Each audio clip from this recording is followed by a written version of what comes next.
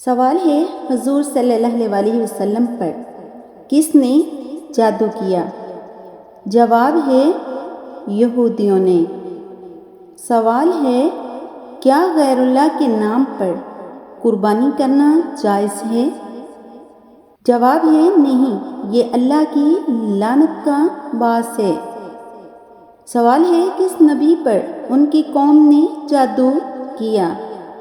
جواب ہے حضرت موسیٰ علیہ السلام پر۔ سوال ہے شیطان کو کس گناہ پر سب سے زیادہ خوشی ہوتی ہے؟ جواب ہے شوہر اور بیوی کے درمیان جدائی ڈالنے پر۔ سوال ہے قرآن مجید کی کس صورت میں اللہ تعالیٰ نے اپنے نبی صلی اللہ علیہ وسلم کی عمر کی قسم کھائی ہے؟ جواب ہے سورۃ الکوثر۔ سوال ہے قرآن مجید میں اللہ تعالیٰ نے اپنی کون سی صفت کا سب سے زیادہ تذکرہ کیا ہے؟ جواب ہے اپنی رحمت کا۔ سوال ہے قرآن مجید میں رحمان کا نام کتنی بار آیا ہے؟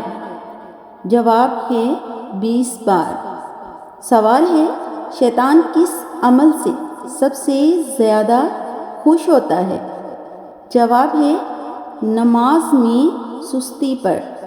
سوال ہے رزق میں اضافہ کس عمل سے ہوتا ہے؟ جواب ہے استغفار سے۔ سوال ہے آپ صلی اللہ علیہ وسلم نے کس کے لیے فرمایا کہ موت اس کے لیے تحفہ ہے؟ جواب ہے مومن کے لیے۔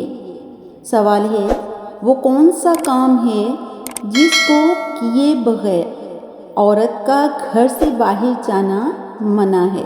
جواب ہے پردہ۔ سوال ہے آیت الکرسی کو کس طرح پڑھنے سے فائدہ نہیں بلکہ نقصان ہوتا ہے؟ جواب ہے آیت الکرسی کو پڑھنا ہمیشہ برکت، حفاظت اور فائدے کا سبب بنتا ہے۔ یہ ایک مبارک آیت ہے جو قرآن پاک کی سورہ بقرہ کی آیت 255 ہے، اور اس کو پڑھنے سے اللہ کی حفاظت اور سکون حاصل ہوتا ہے۔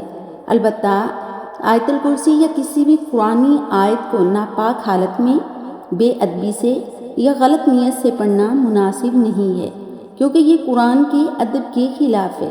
اگر کوئی شخص اسے غلط نیت یا کسی منفی مقصد کے تحت پڑھتا ہے تو وہ روحانی طور پر نقصان اٹھا سکتا ہے۔